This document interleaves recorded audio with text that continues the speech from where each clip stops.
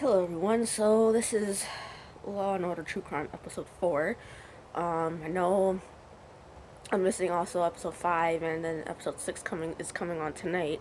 So, but I'll definitely have episode 5 up by tomorrow, even if I don't put it up today. And I'll try to get episode 5 up or episode 6 up tomorrow as well. But anyway, so this whole episode basically is trying to find a way to it's basically trying to find a way to um, present a defense for the boys, um,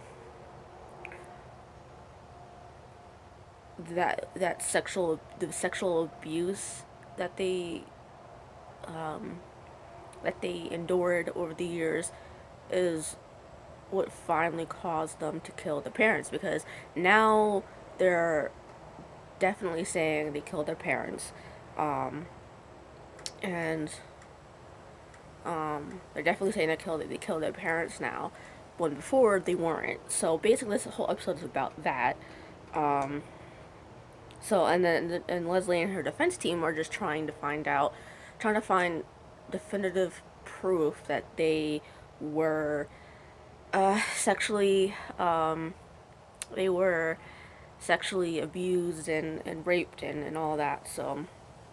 Um, so they um, Jill and Leslie first talked to their respective clients about the abuse, and Lyle's saying that he didn't know, and also want to point out that Lyle at this point still hasn't, like, I think until about the middle of the episode, middle to the between the middle uh, and 2/3 of the way through the episode, he didn't confirm it. So, or until that point. So um, he's just saying that he didn't know. He knew that Eric was being abused, but he didn't know um, that it was still going on. This is what he says in the beginning of the episode, that he didn't know what was going on, and he thought that it ended at 12 because and he let slip to the guy Conti that later on in the episode that he assumed it stopped because he assumed it stopped at 12 because one, he thought that by talking to their father when Eric was 12, that it would have stopped, and two, he thought it would stop because that's when Jose stopped sexually molesting and raping him, was about age 10, between age 10 and age 12, it seems. So um yeah. um and he says that, when did he say that? It was, I'm trying to think, where did he say that at? um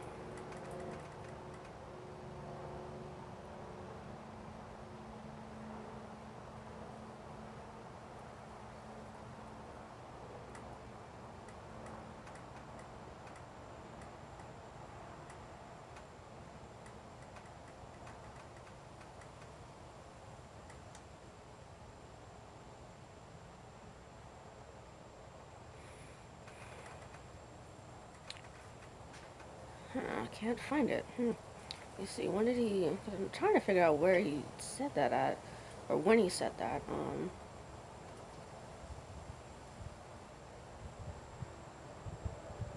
trying to find it in my notes, but for some reason I can't find it. I know I remember him saying it to Conti, but I can't.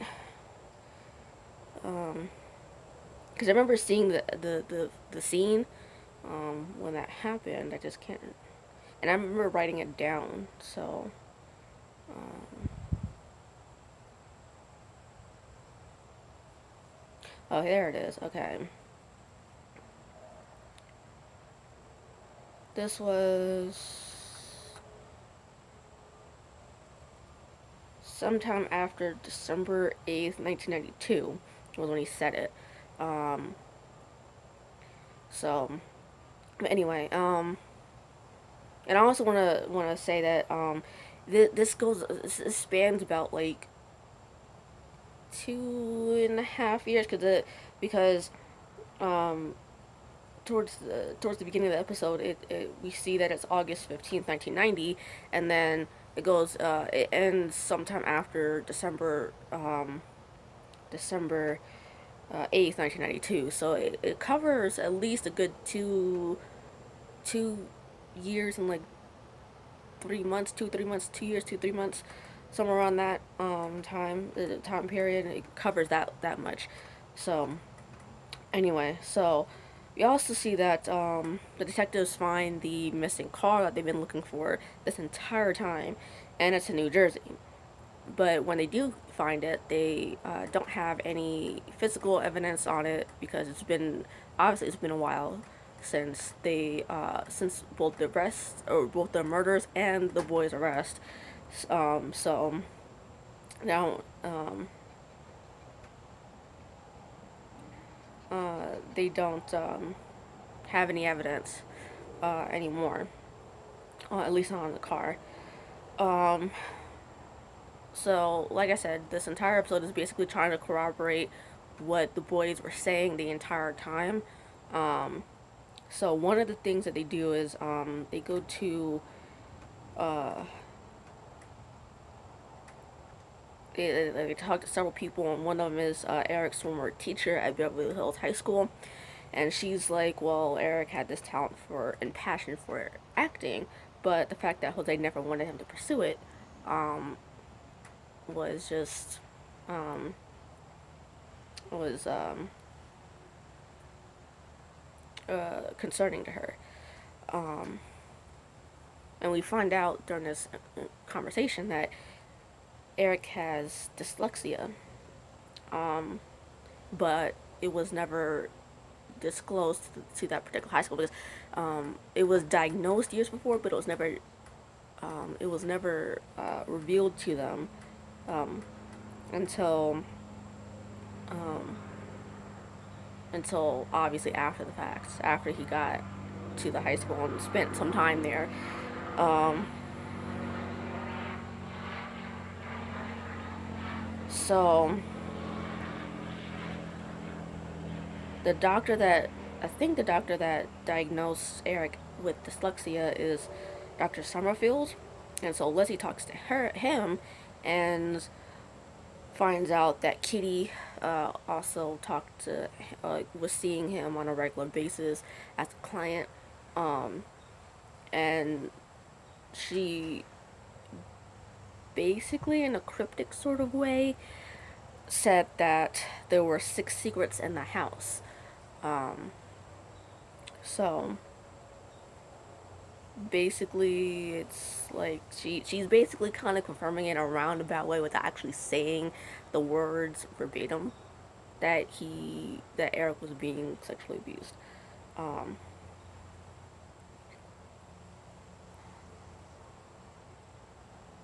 so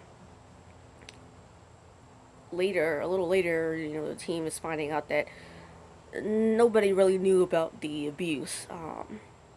And one of the women, I don't know her name, but the woman with the glasses, I think it is, the woman with the glasses, she's saying, well, it's hard to believe that Kitty wouldn't have let it go on so long as it did without doing something about it. Excuse me. And I'm sitting here thinking, like, yes, she would. Because if you're the type of person who wants your image to be squeaky clean on the outside and basically pristine, you wouldn't knowingly share that information. I mean, I mean, you would not want that information getting out. That you willingly, let your children get abused because you want your image to not be tarnished. I mean, that's what I was thinking at the time. Because obviously later on we'll find out things from Lyle about. I mean, that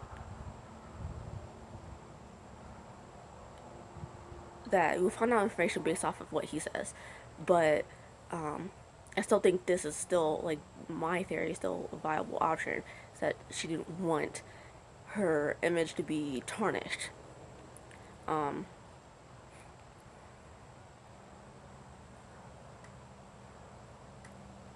So then Leslie and Joe try to get Julian's testimony out, but he doesn't let it go out. And then this next scene is where Lyle confesses that he was abused by his mother starting at age 11.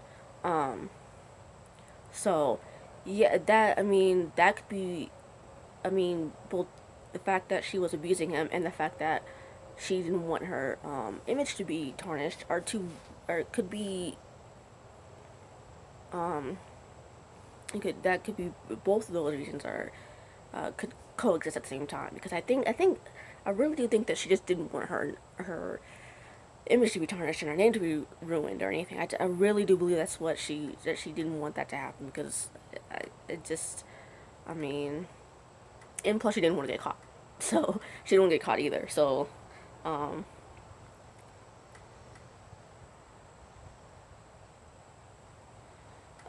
so Conti, plays the tape for the defense team, and Leslie is having a hard time, or both Joe and Leslie are having a hard time accepting the fact that,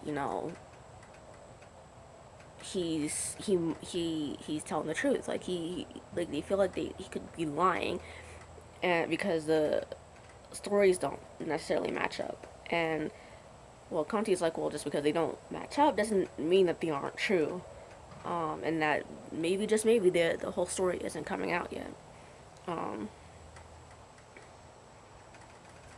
So Lyle, and during this whole thing, Lyle and Eric tell their family tell the family the truth, starting with the fact they actually did kill their parents, and they tell them to their Uncle Carlos, Aunt Marta, and Aunt Terry. And so they tell them that they did in fact kill their parents, and the reason for that was because they're being sexually abused.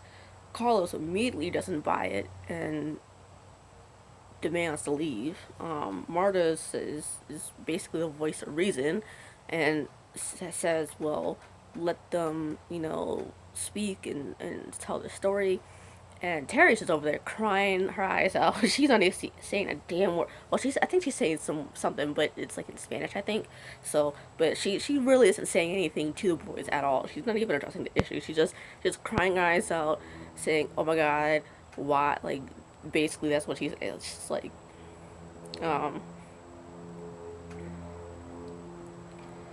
So then Joe and Leslie try to, get a scramble for a plea deal out of Pam, but Pam's not gonna listen. So Leslie tries to talk with Ira, and she fucks it up, and he doesn't give them any plea bargain. So Eric and Lyle both tell their respective girlfriends that they did in fact kill their parents. Because, I mean, Jamie is not hearing any of that shit, and she is absolutely furious that Lyle didn't tell the truth. So she immediately moves. She breaks up with him, immediately moves out of the guest house, and all that stuff. And then Marta's husband, or not husband, son, he is like, well, Mom, what the boys are saying are true. Um, and he tells the story about how one time when he was at the house when they were younger, Jose took Eric and Lyle to the shower, or into the shower with him. And then when they went to the room, into I think Eric's room, they went in there to play. And they did that for almost an hour, and he couldn't participate. He didn't know what the fuck was going on. He didn't know that's what was going on. And then jumps forward to March 28th, 1991, where Leslie and Jill get word that the boys' tapes with Oziel are being kept in. and Dudalon and Oziel's testimony will be kept as well. Though later on in the episode, one of the tapes, I think the December tapes, are thrown out. So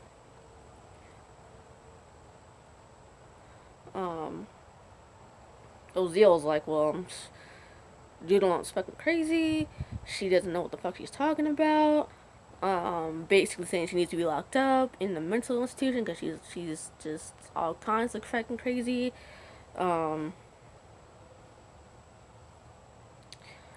So Kitty's brother is a piece of work. He's a piece of fucking work.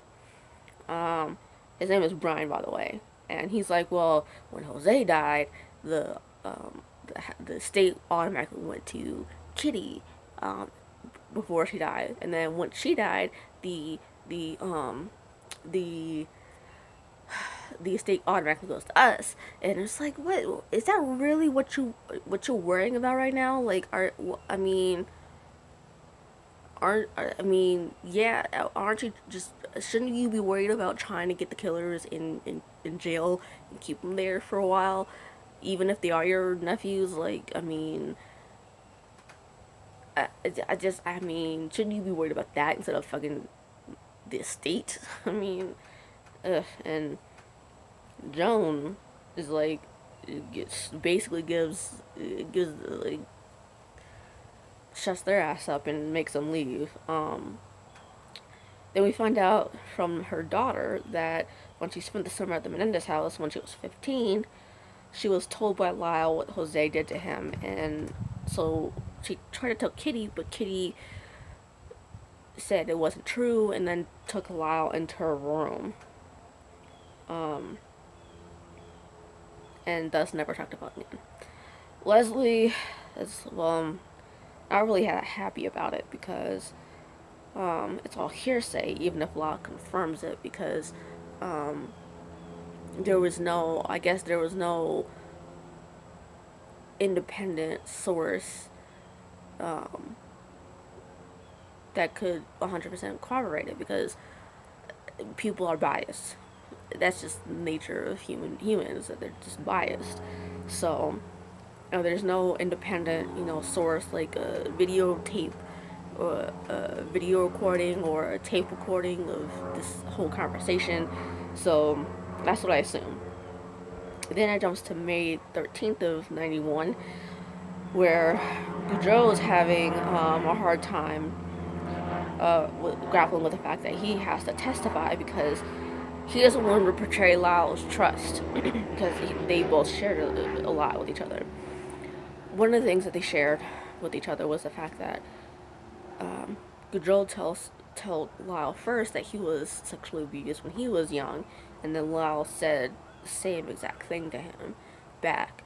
And he doesn't necessarily know for sure if Lyle said that just to be nice or what, but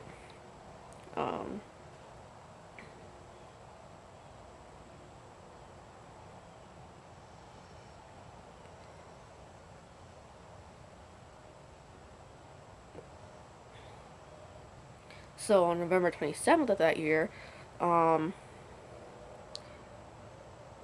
when she files in the Supreme Court in California to review the tapes from Oziel, and that starts the whole process of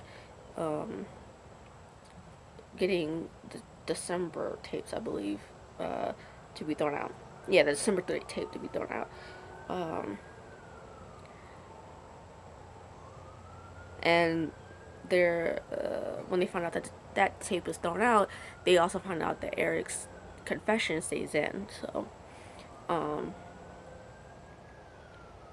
but before that, the private investigator for the defense team, Cindy, finds an envelope marked Eric's 5th birthday. And in it, she finds photos, actual photos, and the negatives for those photos in it. So she shows the entire defense team, and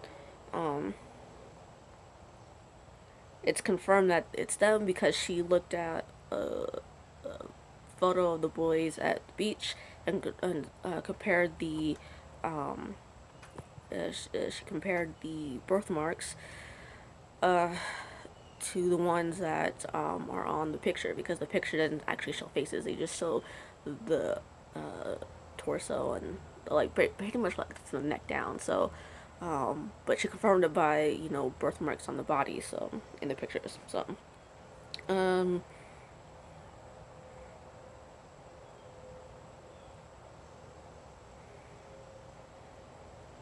either way, Leslie is still worried because um, from the time that Eric was last abused, which was 2 weeks before, 2 weeks before the murders, that they don't have a defense of, well, because they were sexually abused, um, that's why they killed their parents, because it took I mean, it was 2 weeks after the last time Eric was abused. So um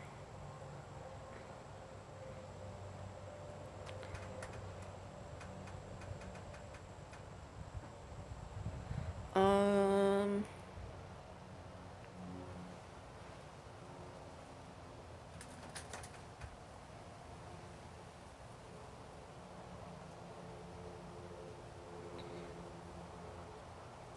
then we find out that Ira Weiner, I don't know, I don't remember his last name, but Ira, the old prosecutor for the state, is no longer there, and he's replaced by this guy named Gil Garcetti.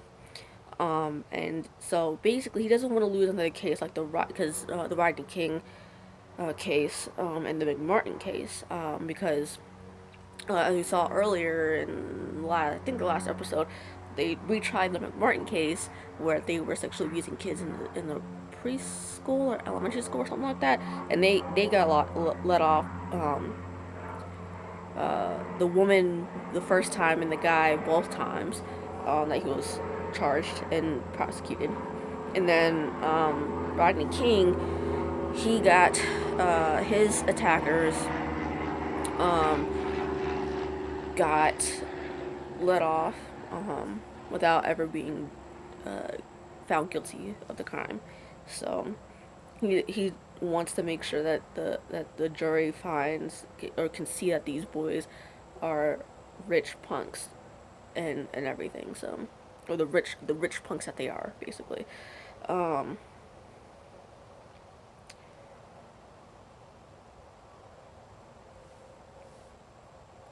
so just after the start of the trial on December 8th, 1992, Pam asks, Lyle reveals that he was abused by both parents. Um, and then we also see that Eric's girlfriend Noelle can't breaks up with him because she can't get the image of him, shooting his parents, out of her head. So she breaks up with him. Um,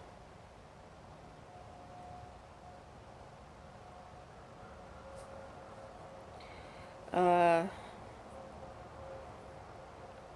Basically, by the end of the episode, it's confirmed that um, both kids were abused by both parents, um, and they started. They each boy was abused starting from the age of 6, um, and um,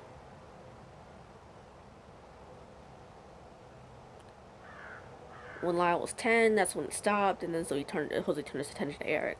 So basically, that whole episode centered on trying to prove, without a doubt, that both boys were abused by both parents. Which, I mean, well, trying to get both boys to corroborate that they were both abused by both parents. So, which they eventually did, obviously. So, um, I had, I don't know. I mean, it's still kind of interesting. It's just kind of out of plateau because now it's at a plateau because of the fact that what else can they honestly reveal that's shocking? Um, I didn't count for the fact that Kitty was also abusing the boys, or at least Lyle.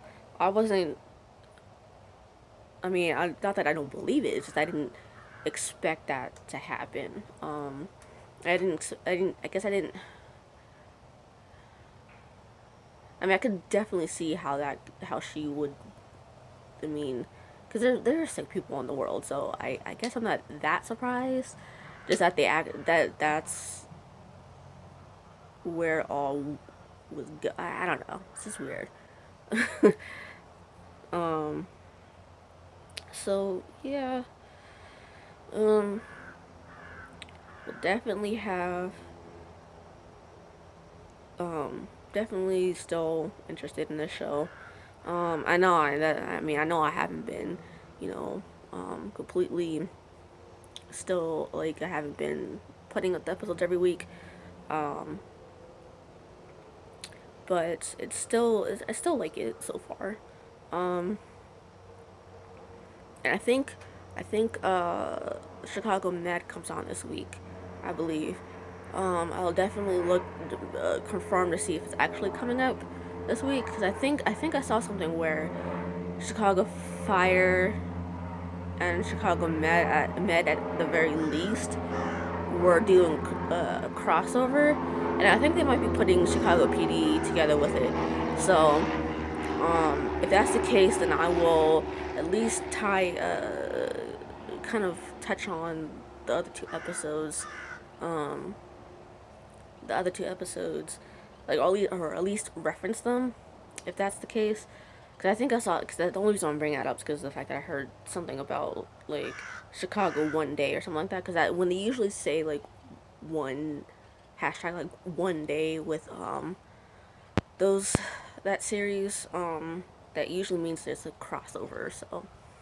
But, yeah, those are my plans, at least for this week, is to put up, the next two episodes of, True Crime by tomorrow, hopefully, and then Chicago Med if it comes on by the end of the week. So, yeah, and I will see you guys next time.